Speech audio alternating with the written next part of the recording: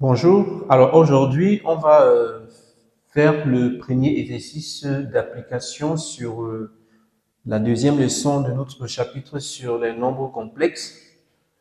Donc là, on demande dans exercice d'application numéro 3, déterminer le module et un argument des nombres complexes suivants. Donc le module est un argument de chacun des nombres complexes. Donc on a là z égale à la racine carrée de 3 plus 3i, z égale à la racine de 6 plus i racine de 2, z égale à moins 5, et là, z égale à cosinus de alpha moins i sinus de alpha, z égale à 1 plus i tangente de alpha, et z égale à cosinus de alpha plus i sinus de alpha sur cosinus de alpha moins i sinus de alpha. Donc, ce que je vous conseille, c'est de mettre pause à la vidéo, d'essayer de faire par vous-même et ensuite, on essaie de regarder ensemble ce que ça donne. Donc, à nos marqueurs. Donc, pour le premier nombre complexe, z égale à racine carrée de 3 plus i, plus 3i. Donc, comment faire pour déterminer le module et un argument? Donc, le module de z égale à racine carrée de racine de 3 au carré plus 3 au carré. Ça nous donne racine carrée de 3 plus 9 qui donne racine carrée de 12. La racine carrée de 12, c'est 2 racine de 3. Donc, le module de z, c'est 2 racines de 3. Un argument de z, donc là, c'est le module de z. Un argument de z, c'est, donc on dit z égale à module de z d'après les cours qu'on a écrit tout à l'heure. On a dit le chapitre précédent ou la leçon précédente. Z égale à module de z. Donc, si z se met sous la forme a plus ib, alors z égale à module de z, facteur de a sur module de z plus ib sur module de z. Donc, je vous invite à regarder la leçon précédente sur les nombres complexes. Donc là, ça fait notre A, c'est quoi? Racine de 3. Donc, module de Z. Donc, Z égale à module de Z, facteur de racine carrée de 3 sur 2, racine de 3, plus I, 3 sur 2, racine de 3. Qui nous donne? Le module de Z, c'est quoi? Donc, le module de Z, c'est 2 racines de 3, bien sûr. C'est, bon, j'aurais dû le remplacer. 2 racines de 3, facteur de 1 demi plus i, 3 fois racine de 3 sur 2 fois racine de 3 fois racine de 3. Donc, on essaye d'écrire sans radical le dénominateur ici, c'est-à-dire on multiplie le numérateur et le dénominateur par racine carrée de 3 afin de créer sans radical au dénominateur. Donc, du coup, ça me donne 2 racines de 3, facteur de 1 plus i, racine de 3. Racine de 3 fois racine de 3, ça fait 3. Donc, le 3 et 3, ça se simplifie. Donc, plus i, racine de 3, racine de 3 sur 2. Voilà.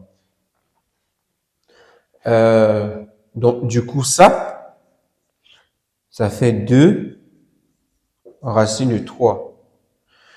Donc, pour ce faire, on aura besoin de savoir quel est l'angle dont le cosinus vaut 1 demi et le sinus du même angle vaut racine carrée de 3 sur 2.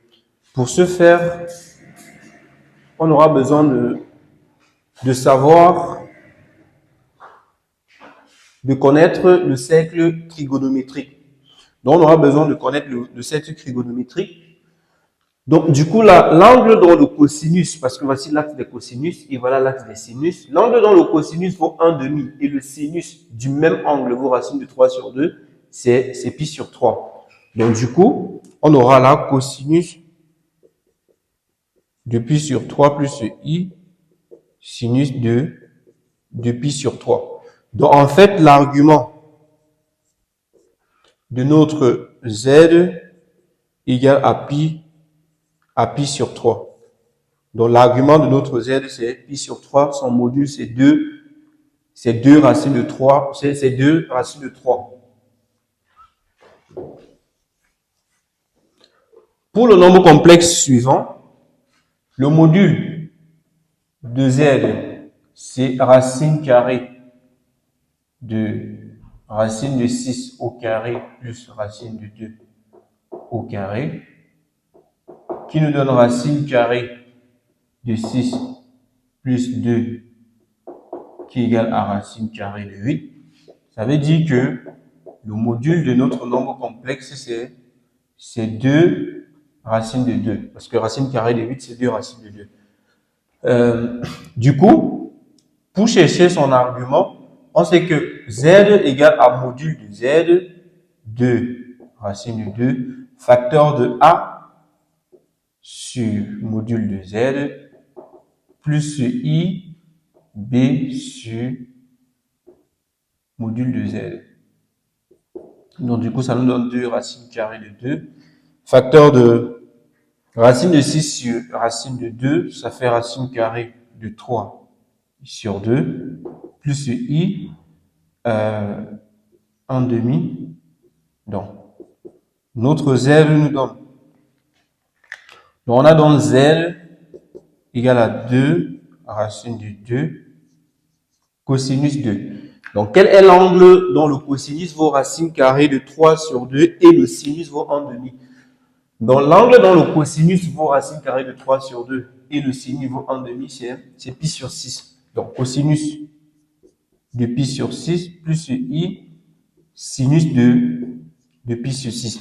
Donc, ça veut donc dire que l'argument de notre z égale à pi sur 6. Et son module vaut 2 racine de 2. Donc ici, z égale à moins 5. Son module, le module de z, c'est racine carrée de moins 5 au carré, qui font racine carrée de 25, qui font 5. Donc le module de z égale à 5. Et son argument vaut quoi? Donc, argument de z vaut pi. Donc, argument de z vaut pi. En fait, la propriété, c'est quoi? Soit, si on a un a, bon, disons soit lambda appartenant à R, argument, soit lambda appartenant à R, z est juste égal à lambda, alors, argument de z égale à 0 si notre gamma est supérieur à 0, pi si notre gamma est inférieur à 0. Ça peut se lire de façon graphique parce que là, si on essaie de placer un certain gamma ici, si on a un gamma là, alors l'argument de ça, c'est juste l'angle qu'il y a entre ça, entre OX et si on place un point A ici.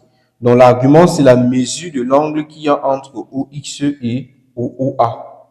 Donc, la mesure de l'angle qu'il y a entre OX et OA, c'est quoi dans ce cas? C'est 0.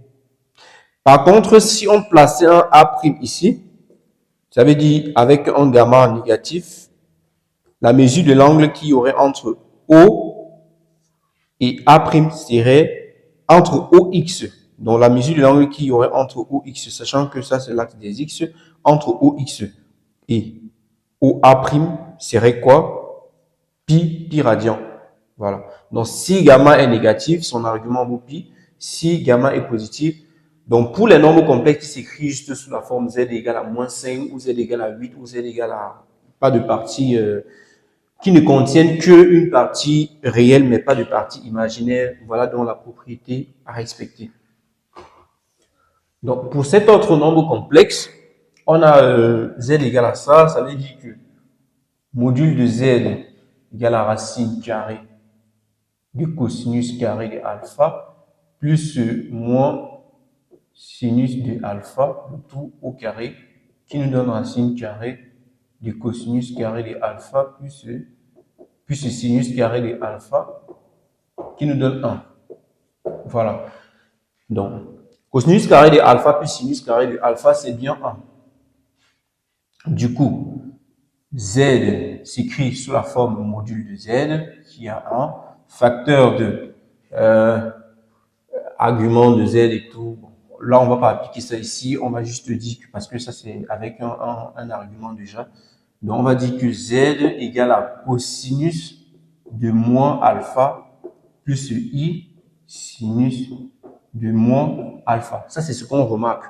On remarque en fait, cosinus de moins alpha, c'est encore cosinus de alpha, et sinus de moins alpha, c'est moins sinus de alpha. Du coup, l'argument de Z, donc du coup, l'argument de Z est égal à quoi? À moins alpha. Donc, l'argument de Z est égal à moins alpha.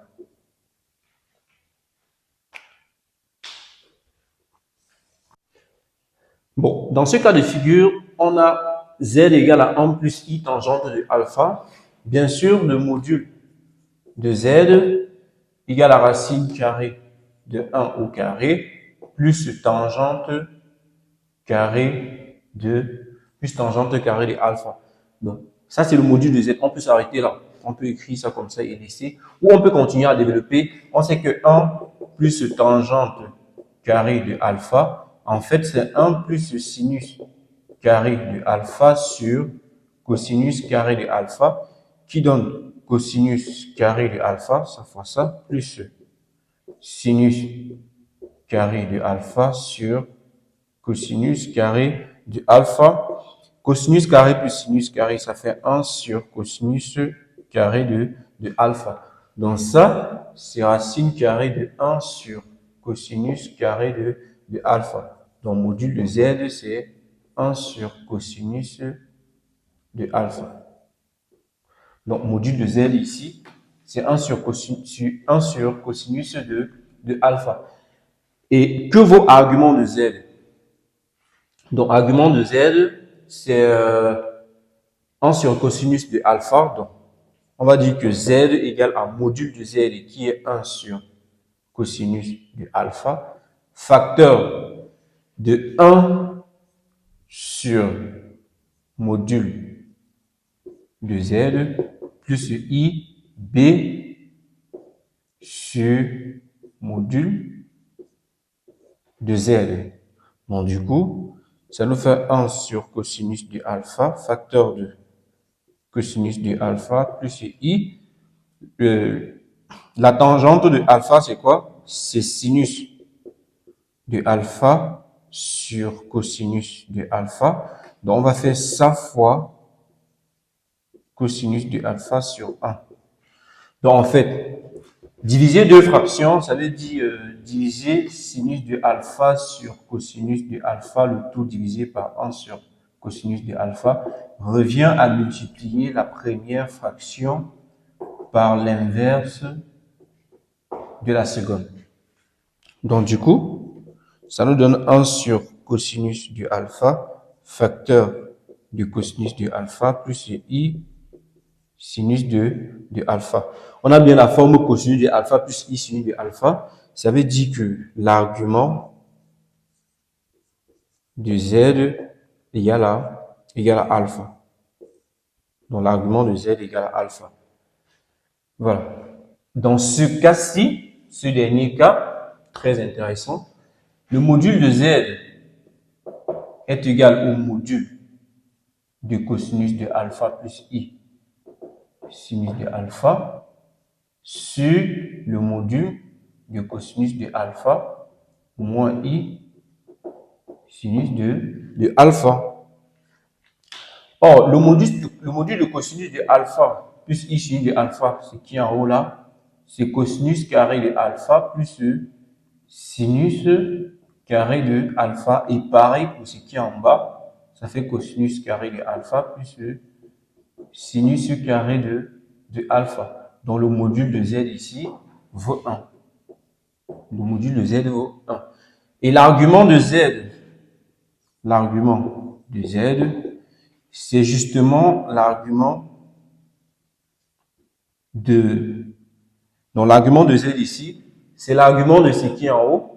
Si on dit que ça égale à Z1 sur un certain Z2, par exemple, on va dire que l'argument de Z, c'est l'argument de Z1 moins l'argument de Z2. Ce qui nous donne, l'argument de Z1, c'est quoi? C'est alpha, moins l'argument de Z2, c'est quoi? C'est moins alpha. D'après ce qu'on a vu précédemment, dans le cas précédent, c'est moins alpha. Donc, ça fait alpha plus alpha. Donc, du coup, 2 alpha. Donc, l'argument de Z ici, c'est 2 alpha. Donc, c'est tout pour cette vidéo. Merci d'avoir regardé et n'oubliez pas de liker, de vous abonner et de partager. À la prochaine.